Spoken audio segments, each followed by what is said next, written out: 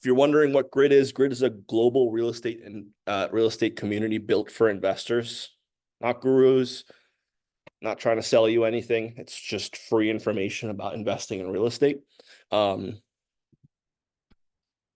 mission is to connect, learn from, and collaborate with other like-minded people interested in building wealth and creating impact through real estate. And the reason Grid speaks to me and the reason I got the Delaware County, the DELCO Grid chapter is that, like, I'm not trying to sell seminars or do any of that. I'm looking for investors that are looking to scale at the level I'm scaling at and eventually over time collaborate with them. But I need to get to know them first. I've been around long enough to know you don't want to get into any sort of partnerships with people you don't know. So it's good to know that you're working with like-minded people that are on the same path as you. We welcome investors of all experience levels. So no properties, first property, 50th property, 100th. The more the better. I've had people in the room with a lot of properties and a lot of times people with no properties, and that's totally fine. The actual presentations are built for everyone, and then the kind of open forum at the end is where you get to learn from each other, right? Like everything, you got to be a lifelong learner. So same with real estate. I'm in real estate full time. This is what I eat, breathe, and sleep, and I'm learning new stuff every day. Like there's so much to learn. So, going to seminars like this, I go to seminars like this too. I want to see what other people are talking about and learning from as well.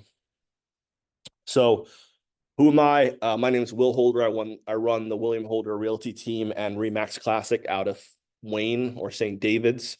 And I run this group, like I said, because I want to meet like-minded investors that are looking to scale and get into bigger projects with me as I grow. And hopefully connect with more people and grow our network so that we have more investors to work with that are doing it the way we're doing it, right? I have approximately 70 units throughout Pennsylvania rental-wise. So between Pittsburgh, Carbon County, Pottstown, Delaware County, and Philadelphia. I just kind of the whole southern part of Pennsylvania I straddle. And I've started off wanting to be a real estate investor and then got my real estate license to do that, and then realized you had to have money to invest in real estate. So I started selling real estate and realized, wow, I can make a lot more doing this than my job. So I quit my job and became a realtor and then a team leader and now a partial broker owner, and invested along the way. And it's great.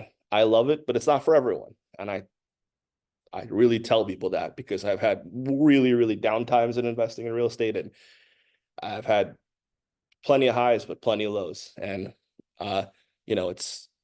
you got to be sure you want this. So for everyone in the room, you could tell us a little bit about yourself. We'll start with you. Yeah. Again, my name is Cedric Marlowe. I've been investing since 2015, started out, the wholesaling, and then I did a flip and then had some rentals in the Philadelphia market. And 2020, I kind of made the shift into multifamily. So I'm currently managing partner at Couch Creek Capital, where we raise capital for multifamily apartment communities and self-storage facilities across the country, providing our investors a better than average return. Currently have about 430 something units, multifamily, and me and my partner mainly invest in the center of the country. I'm trying to now branch off and do some stuff here in the Delaware County area. And I'm out of Philadelphia, like I said. And we're also now venturing off into what they call industrial outdoor storage. We're doing some stuff in Arkansas with that. So that's pretty much me. Awesome. Yep. Awesome. Nice to meet you. Again, Chris Lebo, just bought my first property about a month ago. It was a duplex, just trying to move in, get myself started, collecting a little bit of rent, and hopefully go from there, maybe do a little BRR. But yeah, hopefully trying to scale into a real business. Awesome. So yeah, like you see just in this room, there's 3 just getting started, kind of middle, and you're starting to scale, you're scaling up. And that's what I love to see in this group. I think it's huge to get everyone's perspective, find out why you went from residential multifamily to now thinking about industrial exterior storage. Like, what's your reasoning for that? Oh, why? Yeah. Yeah. Curious. Yeah. So, why I left, single family, Mhm. it was actually kind of a fluke. What happened was, I was approaching 50 years old, Okay. right? And I had seen something at my 9 to 5 that I could retire at 50. Right. So I'm like, okay, well, doing these onesie, twosie, single families is not gonna get it. Right. So I needed, I needed numbers in order for me to be able to retire from my 9 to 5. So anyway, I jumped into multifamily, getting more doors, more residual income, passive income. And, but that wasn't the, and how I say it was a fluke was because I couldn't retire at 50. Right. That was like if you had disability, something Sure. like that. Sure. But once I got into it, I've been into it, and the reason now for the industrial outdoor storage, Right. it's a low barrier to entry, and there's not a lot of people doing this specific asset class. So Got it. What was your career prior to real estate? I worked for the DOD. Okay. I was like a contracting officer. So completely outside of real estate. Yeah, 100%. Okay. Yeah. That's good to know. Just some legal stuff. Don't sue me. This is free info. Like, take with it what you want. I'm not here to do any of that. I am recording this. It goes on my YouTube. So if you hear your voice or see you won't see your face, but if you hear your voice, that's happening, just so you know. All right, so let's talk about short-term rentals. Now, I will start off by saying I'm not a huge proponent of short-term rentals. All right. I want to be completely honest with you. I am trying to build a life that eventually has passive income. And nothing about real estate is passive, but it could get there if you massage it correctly. Short term is not that, right? And I found that short term is what's going on, man? I found that short term is, even if you have a short term property manager, doesn't work well. Usually the ones that work the best are owner operators with short terms, right? Because it's a passion project. When you have a property manager for short term, they have other properties too, So I'm not saying it's always a negative, but the short-term rentals, the clients I have that have short-term rentals right now, the ones that are doing well, they operate them themselves. And a few of my clients that their numbers have gone down, and we've seen that in recent years with the economy turning down. And when things aren't going well with the economy, people don't go on vacation, right? So you're kind of dependent on that as well. It's not as great as everyone makes it out to be, right? You really have to know what you're doing, do your homework. Don't just dive into this. All those people that were posting on Instagram, the influencers that they're living in Nicaragua and they're running their 3 short-term rentals and that's paying them $1 million a year. Forget all those people. They're full of it. Okay. That's not the case. Okay. Maybe, but no, probably not. So, short-term rentals are a furnished vacation type rental property that is usually rented on a nightly or weekly basis, right? The process of finding renters and managing the booking, communication, and payment has become much easier in recent years with platforms such as Airbnb, VRBO, Vasca, and Flipkey. Before, you would have to go to like the local Long and Foster at the beach town or whatever brokerage kind of controlled the market in that neighborhood to find these properties. Now, owners can list them themselves on Airbnb or VRBO. It's super easy to find properties, which when that took off, it kind of like went hand in hand with the acceleration of COVID for real estate values. So you had these short-term rental properties that just blew up in value because they were making a ton of money. People were working from wherever, right? And these towns that homes doubled, some of them tripled in value because of what was happening. Now things have settled, the dust has settled, those properties aren't as profitable.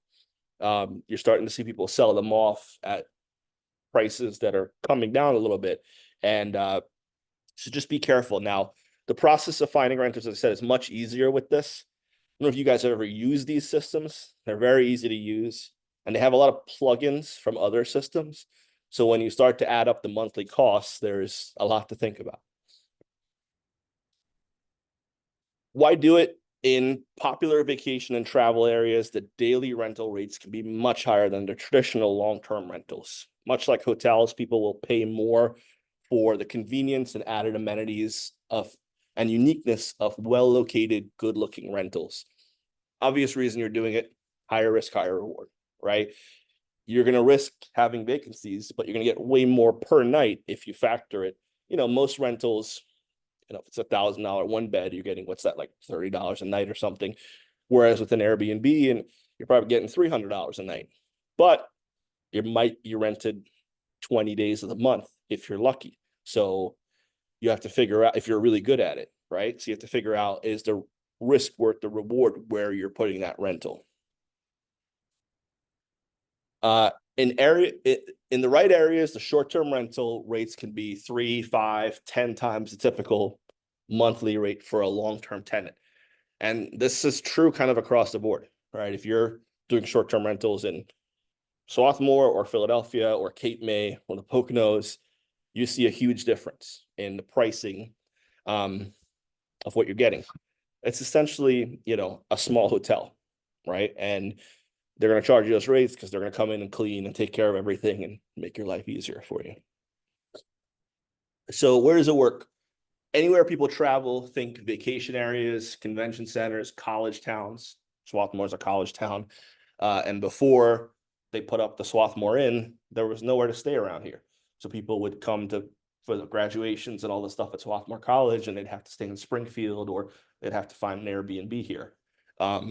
So pay attention to those towns, and if they're putting up big hotels, or if they're dealing with their issues when it comes to places for people to stay short term. If it has good views, attractions, activities, or weather, it's probably a good candidate for a short-term rental, which is why you see them in the Poconos, the beach towns, all those areas, the mountains in other states. What kind of property? Anything can work, from single family, townhouse, condo, a tent. But if you are attached or close to a neighbor, you will have to deal with HOA rules, which can change, and other regulations. The key is to do your research to find out what size and style of property is most popular and profitable in any given market. The townhome rentals, Airbnbs in the Poconos don't do as well as the single cabin that has its own hot tub and is surrounded by woods. You don't have to worry about the neighbors, right? So yeah, you'll see some reasonable townhomes in these communities in the Poconos, but they're not going to do as well. So make sure you check your nightly rate. And it's become super easy to do that. There's Airbnb has their own back end site called AirDNA, which you get free if you're an Airbnb user, or I think you could pay for if you're not, but it gives you all this information. So it tells you on average what properties rent for nightly in this area. They've taken a lot of the homework off of your plate, which is great. This is why you're paying for it as well. The free version gives you a little snapshot. Right. Yeah, yep. Hey, here's the nightly rate, here's the average Yeah. percentage. They give you just enough that Yeah. you want to sign up for the, Yeah, you wanna verify, yeah, right, verify. right. So it's made it a lot easier to figure out if it's worth doing or not. So what's the catch? You're making more money. Great. Well, it's the hospitality business. It's not a housing business. Your customers are guests, not tenants. So you're on a system where you can be rated, where you can be ranked. And if you're not ranked highly or you get bad reviews, you get pushed down in the system. The way you handle your property and your customers is the way, and your guests is the way, or is going to determine how much visibility you get on these platforms, because they don't want to be promoting crappy landlords or crappy hosts, right? So you will need to learn how to provide a clean, convenient, unique, and well-managed experience, which can add up, right? If you have a hot tub that has to be turned over every tenant, because Lord knows what happened in there, right? Like it can add up, right? And you have to find someone locally to do it. And if you're doing your own sheets, which I've found companies that will just do sheets, which is great. You know, they'll come and leave the sheets at the door. You rent it separate from the house. But is that available in all the areas that short-term rentals are? So you have to consider that. Turnover inspections and cleanings are just the beginning. There will be complaints. You need to be prepared to deal with them to maintain good reviews.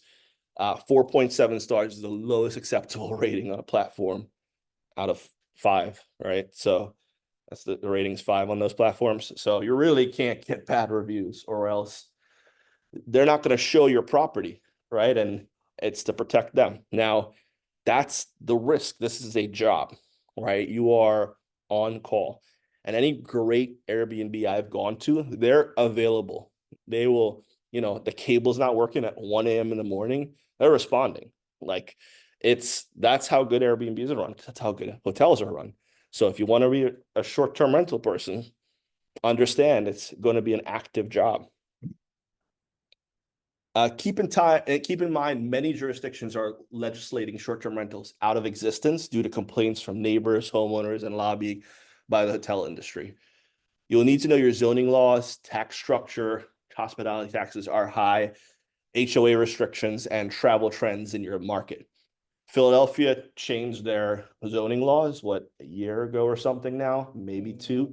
Almost 2. Yeah, regarding this. So if certain neighborhoods that are heavily residential, you can't do Airbnbs and they won't approve you. And we ended up selling one of our properties. It was a triplex. My wife and I lived there for a little bit. When we were owner occupied, no issues. Yeah. Because it's your owner occupied home, you can't really say much about it. Right. We moved out to DELCO, no longer doing that. Could I have juked the system? Maybe, and said I was still living there, but it's not worth the hassle and they basically had an LLL, a limited lodging license that I had to apply for. I started applying for it. It was $15,000 a year. Wow. For a non-owner occupied triplex. Like they basically priced me like I'm a hotel. Right. That's crazy. And that's the idea. It was like they want that hotel lobby, everything that they want coming in. They Yeah. want tax, because that's a corporation that's paying employees and their wages are getting taxed.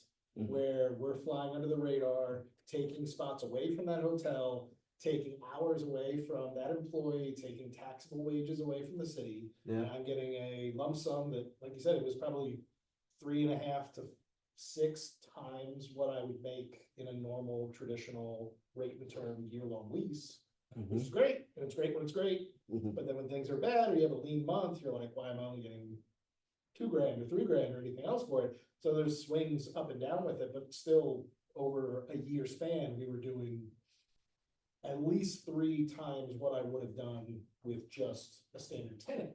But it's a lot more hands-on, it's a lot more things to do, and then the city just kind of priced me out of wanting to do that. Again, could you juke the system? Sure, there's ways to like potentially get around it. I just didn't want to like fight too many battles at once and have that type of hassle, and we were at a point where we could sell it and make profit. We already moved out here and we weren't gonna get taxed on capital gains, so like, kind of in a different timeline of things, but Yeah. it's still like everybody keeps, the only thing constant is change. There's gonna be, Yeah. there's gonna be a swing the other way, because when the World Cup comes in Yeah. 2026, Yeah. he's gonna realize there's not enough hotels Right. to take everybody who wants to come to those games.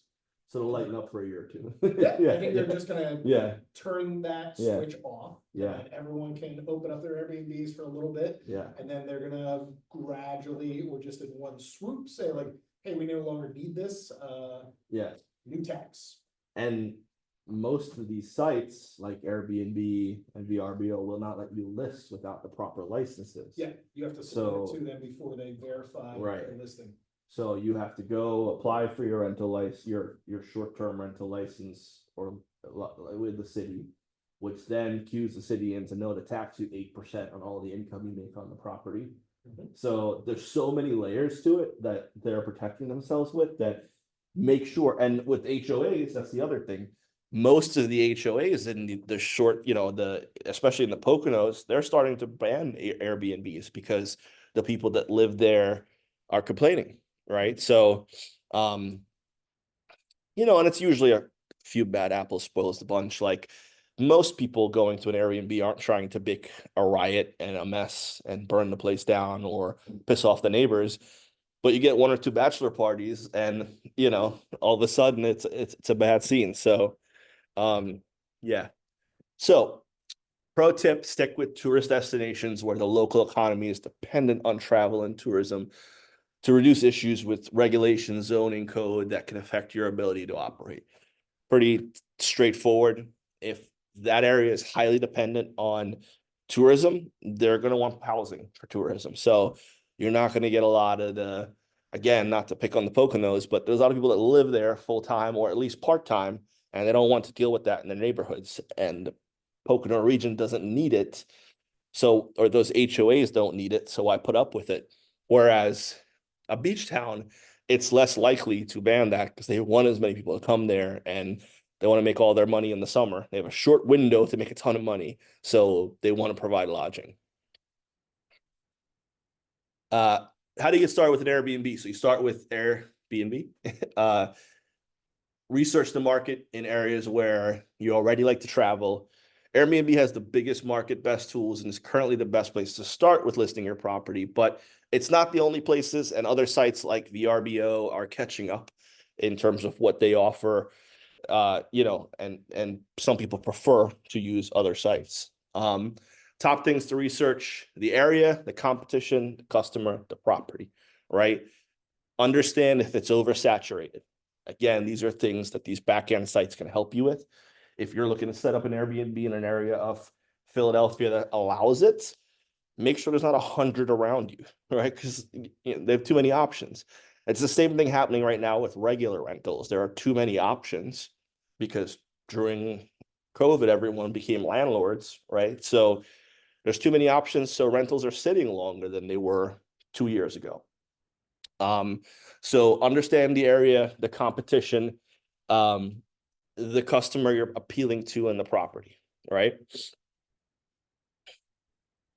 When it comes to the area, access to airports and towns, attraction activities, and cleaning services. Again, that's super important because you don't want to be driving, an hour, hour and a half, 2 hours, depending on where you live, to go clean a property, turn it over before another person moves there. Unless it's the town you live in, which, again, you might want to do. The competition, how full is their calendar? How do their units look? How are their ratings? What amenities are they offering? And what are their price points? Important, how full is their calendar? That's important. Why? Because you want to know how much money they're actually making, right? How do their units look? If their units look like crap and their calendar's booked, there's opportunity, right? Because you can come in, make a nice unit, and take over a lot of that overflow business. Ratings are important, obviously. Amenities. So do you need a hot tub to get your place rented? Do you need access to the lake? Do you need, rafts or beach chairs? Are these things all available to people? A pool. Is that a necessity to get your place fully rented, or are they renting kind of regardless of what the property has? With regard to calendar, because I've never did an Airbnb. Yep. I've been on their site, but not really picked anything. Sure. do they have like a calendar, I guess? Yep. Okay, so that's how you would verify, you look to see Yeah. your competition, like how full it is. Okay. Yeah. Yeah. You go on and you just pull like, I want to book this weekend. And if they're like locked out for 10 months, Yeah. wow, this is a great area to be an Airbnb owner. Okay. Uh, and then price points. And again, price points important because if you're a new business, what do you want to do? Come in a little bit below the market and try to eat up some of their customers. The customers, is the area popular with families, outdoor types, large groups, conventions? This will tell you what kind of property you would be the most popular, right? So you base the property type you're going to buy on the type of customers that are coming to that area, right? And the property, make sure your property matches the demographic. Don't buy a condo in an area where cabins are popular. Again, like regarding the Poconos and mountainous areas. If the competition all has pools, you'll need a pool, right? Check property values versus rental rates. Don't expect to get top market value when you're not offering top market amenities. That's, buying new or custom building can actually work if the rent supports it. So a long time ago, and still today, investors will, if you're a turnkey investor, you're working with a lot of capital, they'll go to new construction communities and they'll buy up a good portion of them. And usually those new construction communities have limits on how many one owner can own to make it not a huge rental community, but they're still doing it. And they'll wait 20 years because they'll get rents on it, which is their return. And in 20 years, it's time to replace the roof, the heater, the windows, and they're just going to sell it at market value at that point, which is usually 3 or 4 times what they paid for it. So it's a great investment if you have a ton of capital to sit on, right? And there's plenty of people that have a ton of capital to sit on. But if you're, that's a great return. In areas like this, a custom building or a new building might not make sense if people want a cabin, right? But at the beach, if they want a really nicely newly built house, might make sense, right? So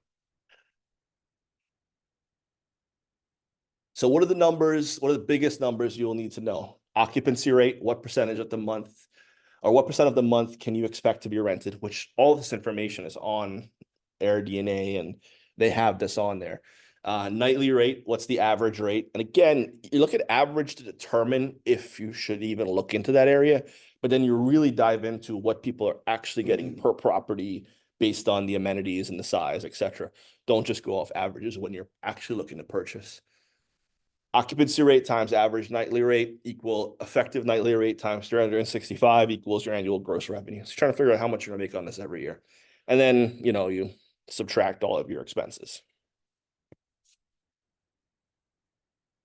Units are rented 75% of the time at an average of, so this is an example, units rented at 75% of the time at an average of $200 per night. 200 times 0.75 is $150 times 365 days. So that property will make $54,750 in yearly gross revenue. Now you have to then subtract all of your expenses. So if there's a 20% property manager fee, which is very common in short-term rentals, usually 20 to 25% is what they charge to manage them. Then you have 8% to the city of Philadelphia. Then you have taxes on the property, insurance, your mortgage, 10% for reserves, 5% for vacancy. Like you might be making $1,000 a year when it's all said and done, right? So make sure it's worth it. Do the actual math. You also have a built-in insurance policy with Airbnb. So I've advised people in the past, like, don't have more than $10,000 worth of stuff. Let's say somebody checks in, uses a faulty credit card, those scams that are out there where people will steal information or pay you. Right. Airbnb hasn't caught up to it. They go to check in and later that night, everything's taken. Yeah. Airbnb will cover that insurance claim, so you don't have to put it against your homeowner's insurance or your dwelling coverage if you're just in a rental property, and your rate won't go up for a loss, but like just Airbnb will cover up to $10,000 worth of stuff. So just don't buy an $8,000 couch.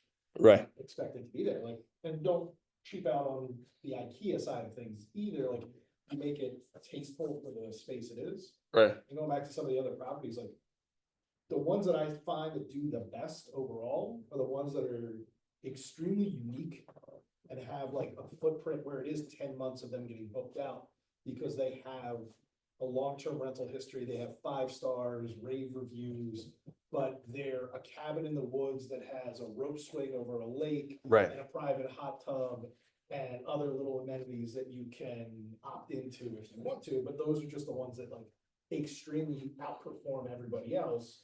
Where if you're more like a swampy area, like it's gonna be, I don't wanna say hit or miss, but just like more on the average Mhm. of what we can all expect for those properties. So it's just Right. potentially looking for something that's either new build but unique, or new build but shore town property, like you said, of giving people kind of what they want, like the condos and Poconos make total sense, like you just don't want that, but if you found some log cabin out in the middle of nowhere near the Poconos, like that would probably kill you. Right. Yeah. So going on back to management, you can manage a few or more units yourself, but you'll need to be available almost 24 hours a day when you're occupied, which you're hoping to be occupied a lot. So, 24 hours a day, at least 75% of the month, to handle emergencies, oversee turnover, cleaning, maintenance, supplies, and more. It's a full-time job. An Airbnb is a full-time job. And if that's not the type of real estate investing you're looking to get into, know that before you get into it, right? Remember, hospitality.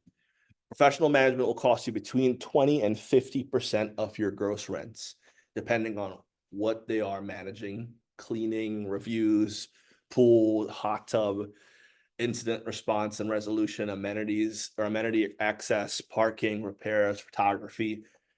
There are online platforms that can handle a lot, but nothing beats local management with contacts for cleaning, repairs, and maintenance.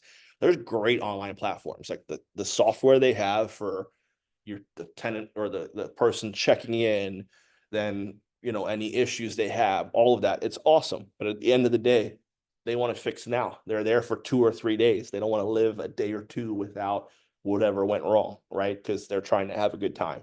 So you need people close, or you need to be close to get things done. Other considerations, multi-channel. So again, there's other platforms. Start with Airbnb, but then you try other booking platforms, and there are services that coordinate calendars for other platforms. So you don't want to book the same weekend on VRBO as Airbnb, right? So there are systems, companies you pay to manage that in between. Dynamic pricing is huge. This is something people used to have to do manually. Now these sites will do it for you automatically.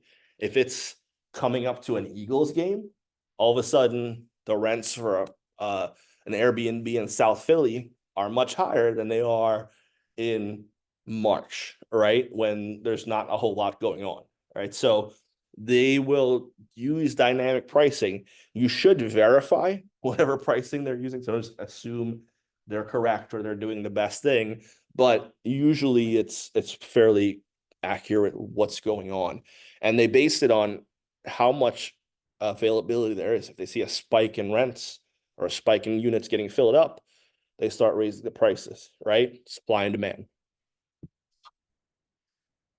But again, these are things like if you're more local, you might know that there's this fair going on that a lot of people know about, but it's not heavily publicized and people don't wait till the last minute. So you might want to manually adjust your rates, right? So learn the review, dispute resolution, and arbitration process for your platform. Stuff will get broken. Guests will make outrageous claims. A good platform will be helpful and fair to both sides. 9 times out of 10, it's not worth filing a claim. Broken lamp, missing pot, like just deal with it. Build it into your expenses, because filing a claim is then giving the person a reason to not come back, right? Or to give you a bad review. It's also giving the platform you're a picky owner, right? And you're going to be filing a lot of claims, and they have insurance for these things. It's like your insurance company. If you're filing a bunch of claims, your insurance company will boot you, right? So that's it's the same thing. build in enough in your capital expenditures to plan on replacing, most of the silverware every year, like these things are going to happen, Again, so be unique. Think yurts, tree houses, boats, airstreams, tiny houses. You see these all the time. Netflix had a show about it. There's people that do like the glamping, they go put an old like airstream, in the middle of the mountains, and they're like, come use our Airbnb. And it sells like crazy, right? So the more unique the experience, the more you can sell it. So if you're in an oversaturated market, you might want to think to get super unique. And you see some pretty cool things people do to make themselves unique. Got to take it seriously. So pro photos, good furniture, design, rules and standards, measure and track what works and what the competition is doing. Always follow what the competition is doing and try to do it better or differently, right? So just like any business, you want to see what your competition's doing and you want to try to do it better, right? Because that's how you survive, see change. You will succeed or fail based on your ability to stand out or get 5-star reviews on the major booking platforms. Take time to do the research and find the right kind of property in the right area, and invest in good design and furnishings. So again, he said, it doesn't have to be the expensive furnishing. It could just be good design, right? I've been in a lot of places that look like $1 million that have IKEA furniture because they just organize it correctly, right? Get a designer, don't think, What's that, or like, kind of, yeah, a theme. if it's a yurt or Yeah. it's a log cabin, like, you Yeah. don't have leather furniture. So Right. it doesn't make sense for like what Right. the Right. of the settings.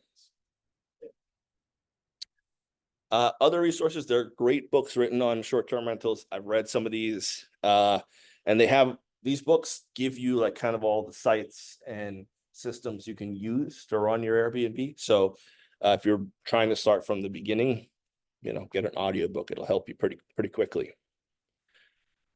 All right, so that's the presentation. Let's get into our open forum. So how long until they kick you off if you're under the 4.7 review? Because I kind of feel like They that's a don't little kick you off. Think of it like a shadow, Yeah, Okay. yeah. where like you're there, you're just not getting the booking request that you expect. Because now you're at a 4.2. Right. And you had like 3 1-star reviews, and they basically just put you in this like holding pattern under everybody else's, but once supply and demand hits, and you're one of the only options left, you get promoted up the list because all the ones at the top have been booked. So if somebody's looking for it, they're gonna find it, but you're kind of like buried under the stack of all the rest. Gotcha. They can suspend you. I don't know what that rating number would be.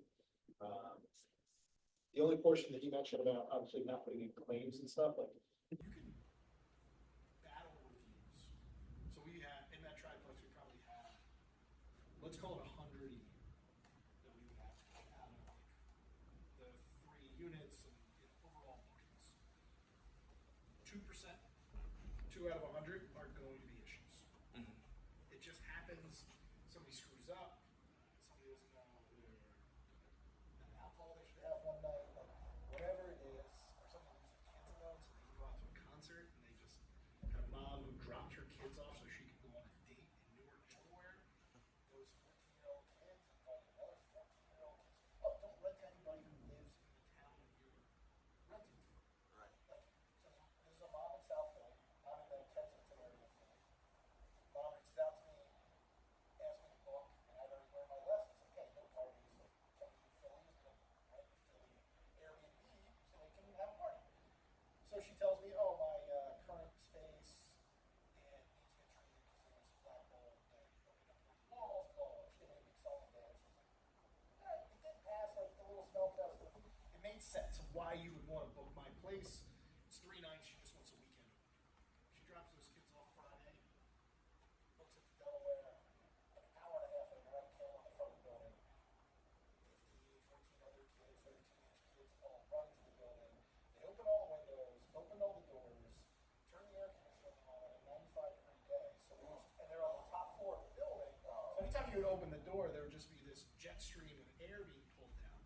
smoking blunts, drinking. One of them brought a gun in. It wasn't loaded, didn't have a firing pin, nothing. Anyone knew it at the time.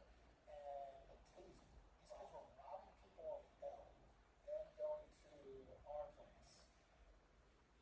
My tenant, who was the girl that I paid to kind of be the cleaning person at times when I needed her, but basically gave her a break on the rent for a little while, and she kind of filled me in on like, hey, what's going on in the unit? Let me know if anything's happening. And it was a couple months after we moved out, so then we were Airbnb the unit my wife and I stayed in.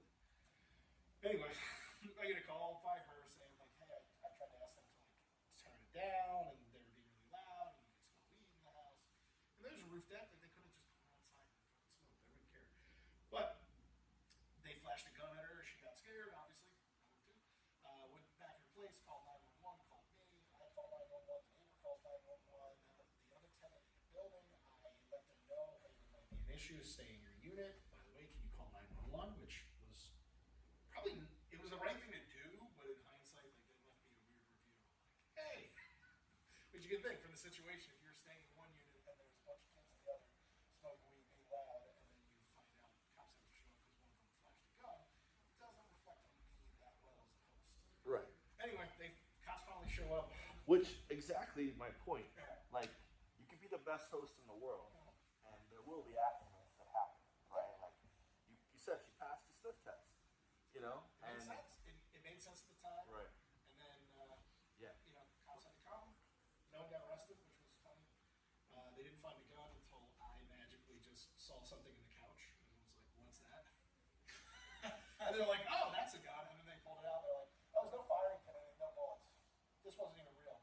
And then the other cop looks at me and goes, didn't we get a report of kids robbing people on the L? Oh, yeah, they did have a 20. Oh, yeah. I was like, you just guys let all those kids go without thinking. Like, they just told them to get out because they didn't want to do the paper. Sure. And it took them an hour, and you know, it's Philly after COVID, and it's like an hour and 40 minutes to get there. So you get this review, bad review. Like, as the host, don't you get to say something, you know? Yes, but only, so you have a comment. So think of it as, if I went to Airbnb and I looked at my profile, it would say a 3.5-star review from this person on this day because of, oh, there was an issue with some other tenant who got it. And I can comment and say, yes, safety is our #1 concern, and we found out there was, like, you can be very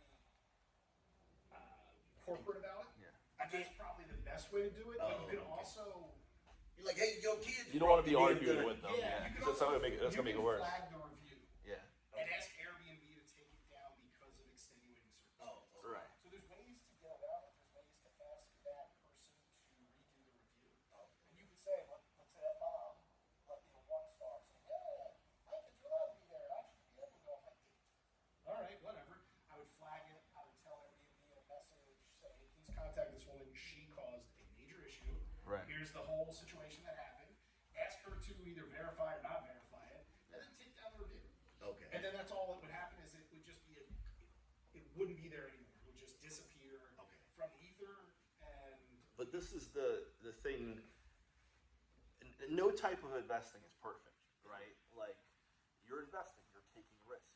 So just like, I mean, I equate it to myself. It's like the stock market in 2008. That took a crap, right? Everyone lost half their money. Your real estate investing is a risk as well. And even if you're great at screening Airbnb situations or even regular tenants, like, you know, things happen over time. You know, I'm dealing with an issue with my first tenant ever that I bought a house in Southwest Philly in 2018, did the Burr method, everything went great. Same tenant's been there this whole time. You know, stopped her rent payments during COVID, like fixed everything with the property. Deciding to sell it because of tax assessments and it's not really cash flowing really great anymore, and I can use the money somewhere else. Gave her 6 months heads up, I'm going to sell it at the end of your lease. At 3 months, I sent her the official notice. Just stops paying rent, right? And a month and a half before the lease was up, I've been asking her, hey, you're going to move. I'm not going to press you on the rent. Just please leave. At the end of the lease, she's like, yeah, no problem. Someone who saw it before wanted to buy it. Someone actually wants to live there. And I said, all right, let's make it the week 2 days before the lease ends, she's like, I need more time. And what's my recourse as a landlord? It's nothing. In Philadelphia, you have to apply for eviction diversion first, and you better make sure you have all your paperwork in place. So make sure you have your lead safe cert and your rental license and your certificate of suitability. You don't have all of that, you can't even apply for it, and you have to wait for that to be approved, and that could take months. And in this case, it was declined because she could afford the rent, she just wasn't paying it. And then I can start the process of giving her notice, and it's going to be like 90 to 120 days before I even get to the point where I can have her evicted. Now, I think at some point she's going to move, but she's going to live free for 5-6 months, and I'm going to eat it because I don't have any choice. And the bad part about it, Yeah. she will never save a dime to move into the next place. No. Because I'm dealing with an issue like that myself. So, yeah, which is the craziest thing. Yeah. Here you are living rent free, Yeah. months on end, Yeah. and still will have saved a dime Yeah. to move into your next place. And the problem is, if you put a judgment on that person, or I put a judgment on that person, they're not going to be able to get another place. Right? So you can't move ahead to try to recoup what you lost, because it's going to hurt you, and they're going to stay there longer, and they're going to become a squatter, which now takes 14 months to get out. That's what I'm dealing with. Right. So, and this is my third go around with this in Philadelphia. It's the reason that I was up to 15 doors in Philly. I'm at 7, and I'll be at 3 by the end of the year. Oh, absolutely. And I'm only keeping the 3 because it doesn't make any sense whatsoever to sell this property. Okay. If it made sense, I would sell it. But I have a 2.4%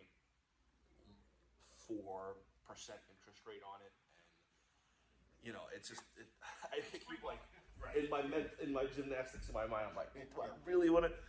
But it's been okay. Yeah. So, but I'm out of the city of Philadelphia. I have Yeah. no interest in it. I don't have the time for it. Now, if you're investing in Rittenhouse Square, That's different. different. You're going to deal with people of different net worth, and they care about their credit, they care about their income, they care about judgments, all that stuff.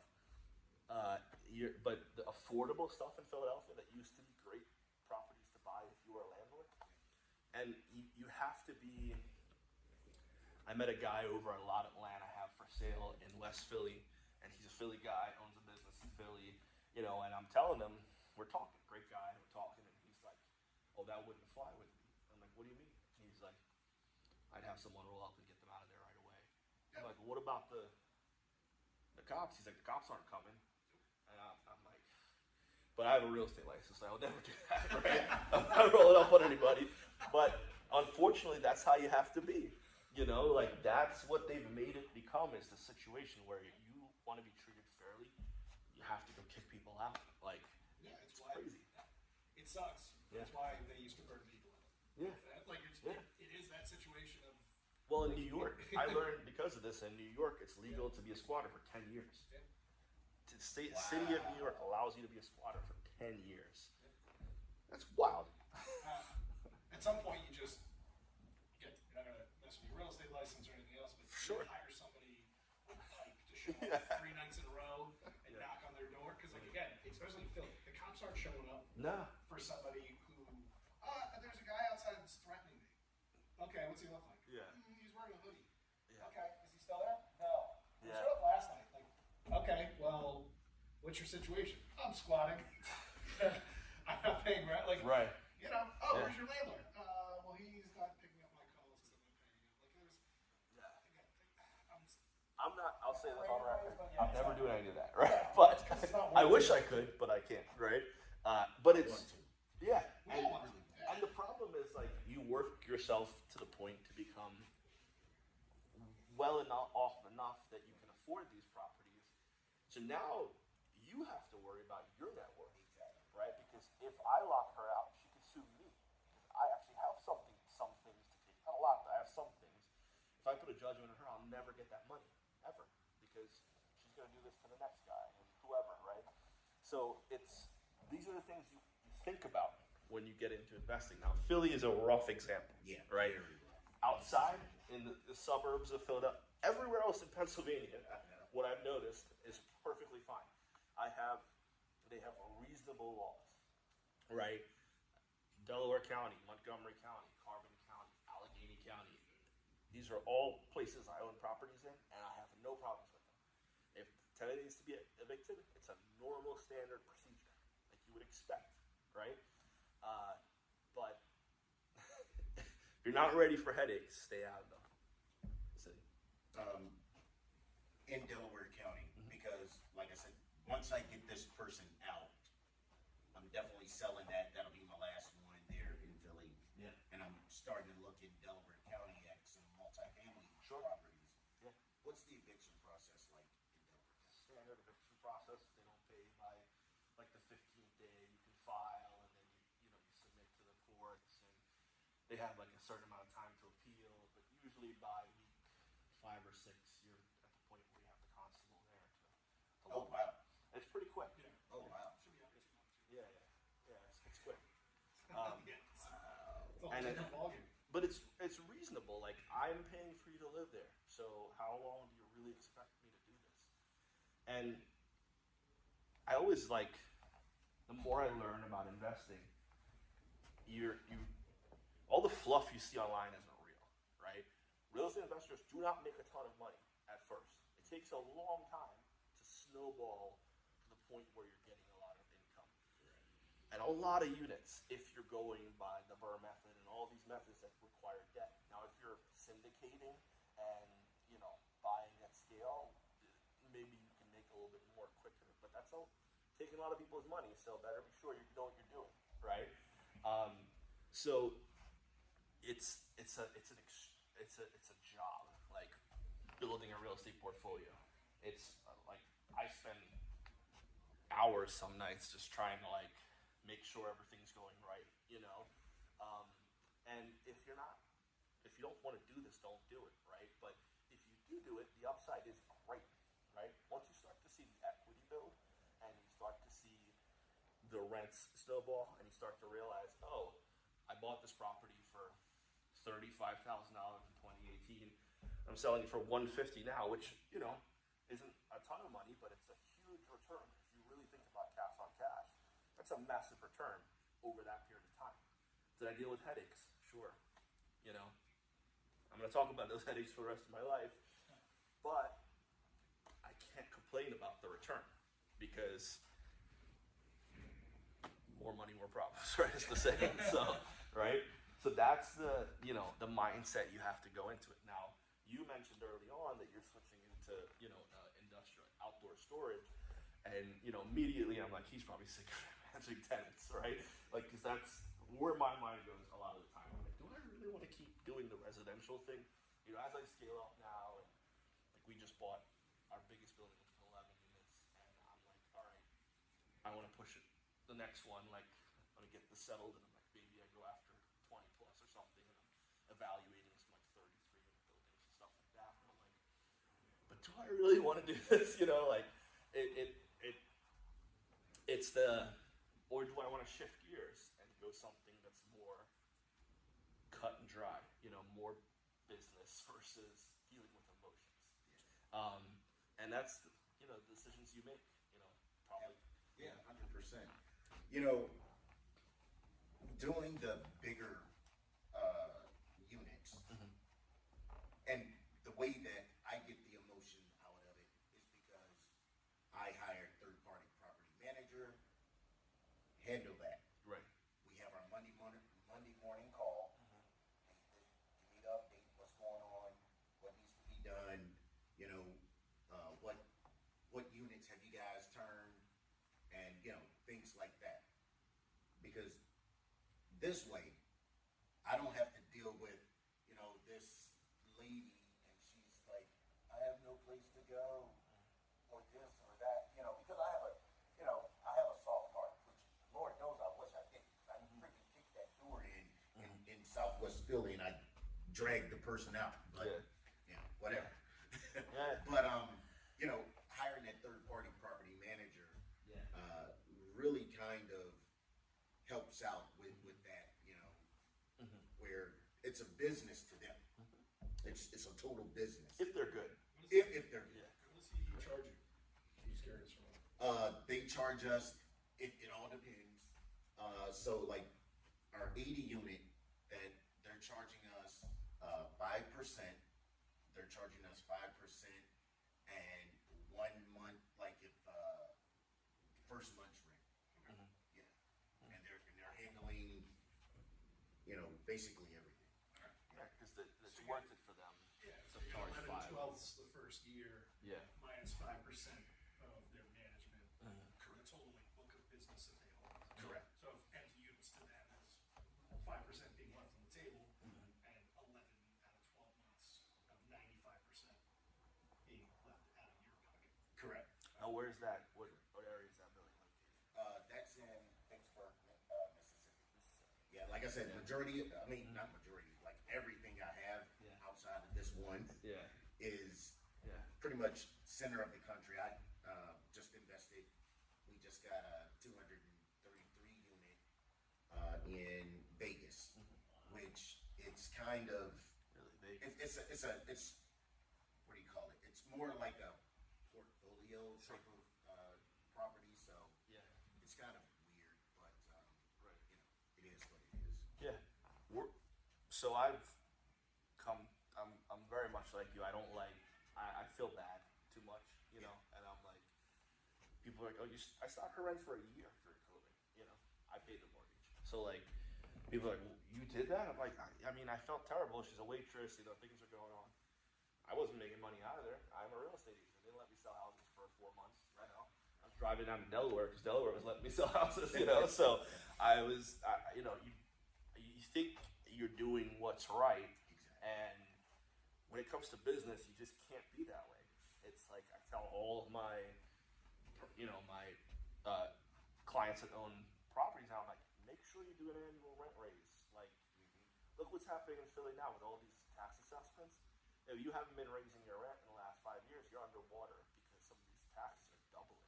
I mean, I have a client who bought a triplex in University City, great area. He paid a good amount for it. It was like 7 something in 2018, and they just reassessed it at 1.3. So his taxes are going to double, and now all of a sudden, what was a smart investment is a break-even investment, and it's like, We even had a tax abatement on our triplex. yeah, But they raised the land value. yeah, And it's like, yeah. fuck you guys. It's supposed and they're like, no, the land's not frozen. And I'm like, the land's not any more valuable. The structure's valuable. The Right, land's right. the same. If I sold you an empty lot, it has the lot value. That's the lot value from the beginning. Right. If I take that building away, it's not worth $380,000. It's worth $125